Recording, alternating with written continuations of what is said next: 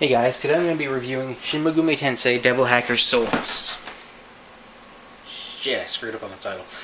Shin Megumi Tensei Devil Summoner Soul Hacker. There we go. First off, as always, the story. A little bit of it, anyways. The story starts off with you and Hitomi, a childhood friend, I guess. I don't know anything about her. The game never tells you anything about her. Don't even know she has parents. Just know nothing about that character. Anyways, you guys, she's kind of convinced you, the character, to hack into Algonsoft, which is making this thing called Paradigm X, and I'll get into that in a second. To hack into this to become a beta tester for Paradigm X. Because Paradigm X had like a contest to see people who could beta test it. So you delete someone's information who had won and input your own. This is when you name your character and give your character a handle, because your character's a hacker, so I guess he needs one. Even though this is the only time in the entire game he ever successfully hacks something. Like you get the option to try to hack something yourself at one point, but it doesn't work. So you win, and I really don't know how Paradigm X is supposed to work. It's not like a dot hack, in which you've got like these VR goggles or anything like that. You don't have anything like that. So I've got no idea how you enter this virtual world. So you go there, you'll screw around for like 15, 30 minutes, depending on who you are. Hell, you might even leave the second you get in if you want. At this point, you're confronted by a thing called Kidnap. Kidnap is all like, the world is doomed, there's a great calamity coming, the usual stuff in video games. You're the one that has to save it, I don't know why. Now I will send you on a vision quest in which you'll live through the final moments of someone else's life. Okay. So, he sends you on a vision quest for this guy called Reveiw, who's been tasked to, I guess, break into Algonsoft and steal this computer program called Nemissa. He successfully does so and gets killed. Several days later, I suppose, a pawn shop picked it up and then sold it to the leader of the hacker group your character belongs to, called the Spookies. Here, the leader of the group, Spooky, had brought the same comp back with him. He has no idea how it works, obviously. But by playing Urabe's Vision Quest, you know what the password is to unlock it. So, you enter the password, a ball of light comes out and possesses Hitomi. Of course, only you and Hitomi are in the room at that time. Excuse me. So, this is kind of when I became a little confused as to who the hell Nemissa is. Because at first I thought she was like some kind of computer program, but apparently not.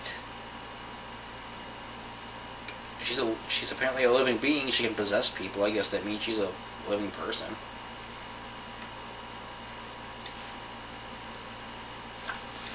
So, like the majority of the game is you going up against this organization called the Phantom Society.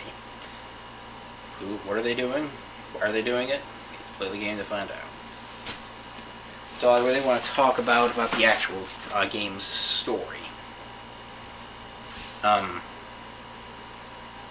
Next up is the gameplay. The game plays sort of like a really old school kind of first person dungeon crawler kind of thing. And kind of like Pokemon, in which you get monsters to join your team and fight. Except you're not capturing these demons.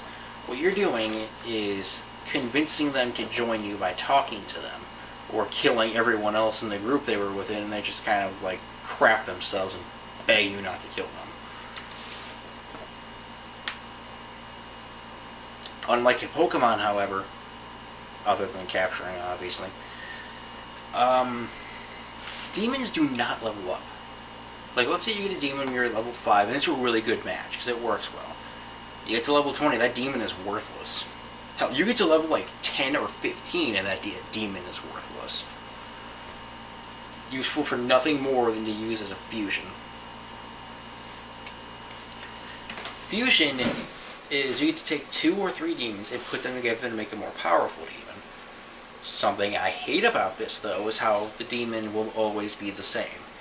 Like, if you fuse 2 demons together and it makes this monster, and then you fuse 2 different demons together, and it would make the same monster, it's the exact same monster.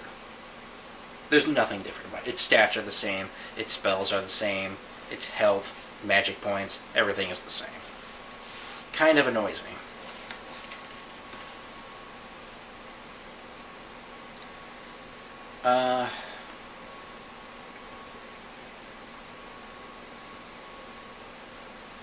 Gameplay. The battles are pretty simple to get used to, because essentially you got a couple options at the beginning of a fight. One is to fight, one is to use your comp, which I've never actually used, so I don't know what it does. The other is to run, and the other is auto, which the game will choose options based on the last thing you picked or something like that. I never used it. Options you have to attack is a sword, so melee weapon. It's not always a sword.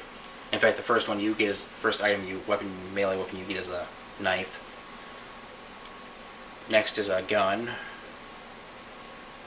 After that, it would be magic spells. For your character, there's a summon option to summon more demons from your comp. For demons, it's extra, which is an extra ability. I don't think Nemesis gets anything. Then there's items, and then I think there's also an auto for that person.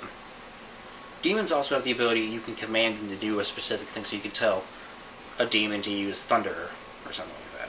But depending on its loyalty to you, it might not do that. You gain loyalty by giving it commands that it likes. You'll learn about its personalities in the game. It will take a while to go into. Telling a demon that something it doesn't want to do obviously will lower its loyalty to you.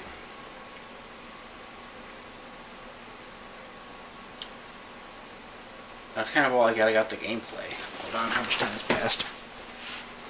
7 minutes. Okay, I got like 9. No, 8.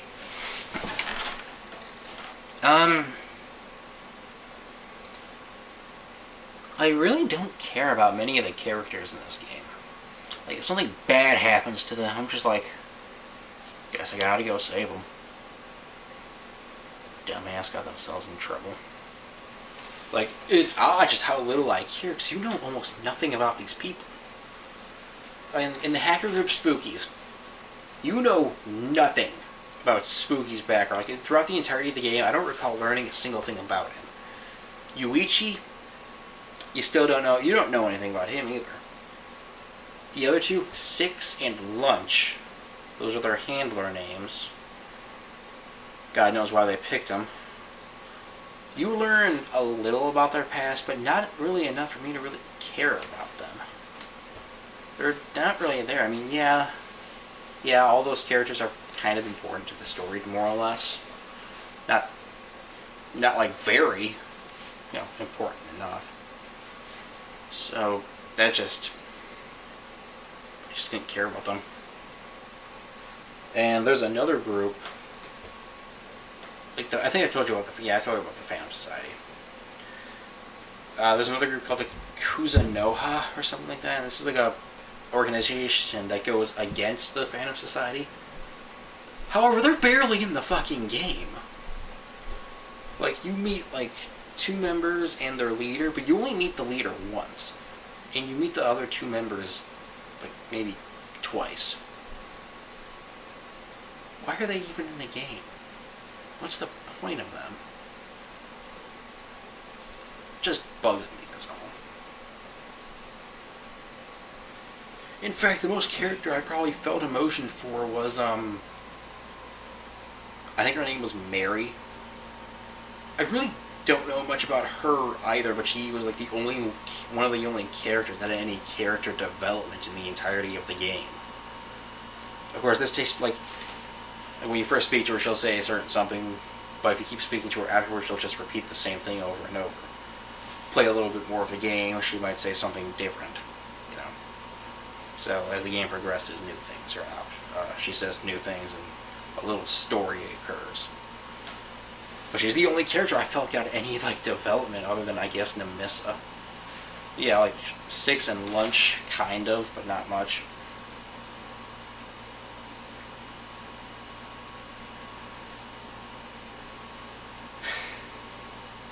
What do I think of this game? Would I recommend it? I guess. It wouldn't be my first option for an RPG to recommend to someone. Like, if someone were to come up to me and ask me, like, you know any RPGs that are cool? I'd probably point them to Chrono Trigger first. I'm not sure if that'd be... And, okay, I guess like a handheld RPG. I'd put to Chrono Trigger first. Like, I know Chrono Trigger is like on the SNES first, but it's also on the DS. I guess the rating I'd have to give the game is 3.5 out of 5. I can't, like, I didn't dislike the music, but it's nothing that I really remember. It's not, to me, it wasn't all that memorable.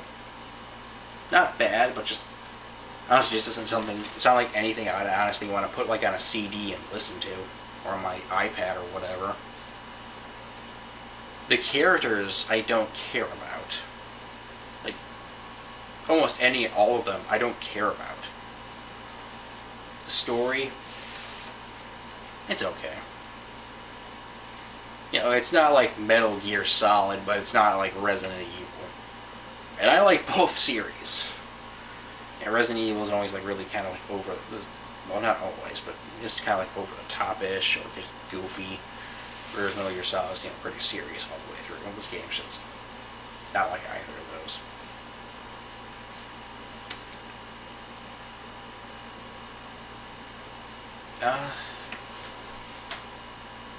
I think that might be it. Gameplay was okay and easy to get used to.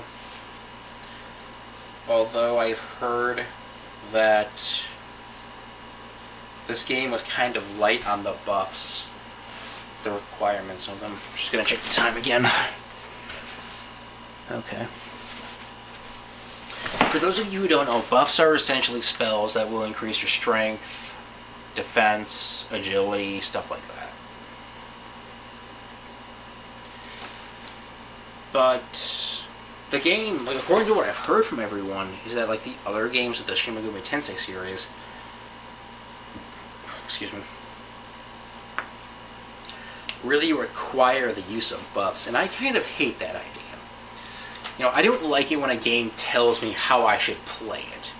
Like, imagine if you're playing something like Mass Effect, and you want to choose the Renegade option, but the game's like, no, you have to play Paragon, and you press Renegade anyways, but it plays out like you press the Paragon. Like, how that, like, you'd be pissed. The game is telling you how to play, and that's not exactly the same. Like, I guess another example would be if, like, you know, you want to use the Adrenaline Rush skill, but it says, no, you're going to use the whatever other, not spell, skill, you know, whatever other skill soldier class would have. That would piss you off, because the game's telling you how to be played, and I don't like that. Sure, Mass Effect doesn't do that, obviously, but when a game is essentially built around you having to use buffs, the game might as well be telling you, you want to beat this game? Better have characters that know buffs. And of course, Nemissa doesn't know any. You have to find demons that know them, which can be a real pain in the ass.